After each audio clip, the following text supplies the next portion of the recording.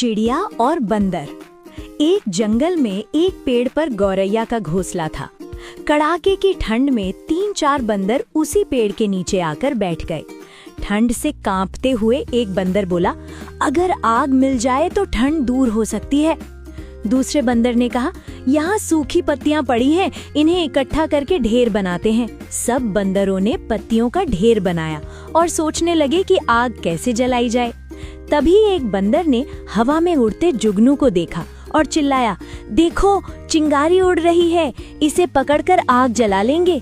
पेड़ पर बैठी गौरैया बोली, बंदर भाइयों, ये चिंगारी नहीं जुगनू है। एक बंदर गुस्से में बोला, चुप रह मूर्ख चिड़िया, हमें मत सिखा। बंदरों ने जुगनू पकड़कर पत्तियों के नीचे रखा और फूंक मारने लगे, पर आग नहीं जली।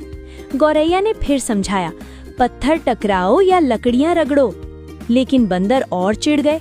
गुस्से में एक बंदर ने गौरैया को पकड़कर पेड़ से पटक दिया, जिससे उसकी मृत्यु हो गई। सीख: बिना मांगे सलाह नहीं देनी चाहिए, खासकर मूर्ख लोगों को। वे सलाह समझते नहीं, अपमान समझते हैं।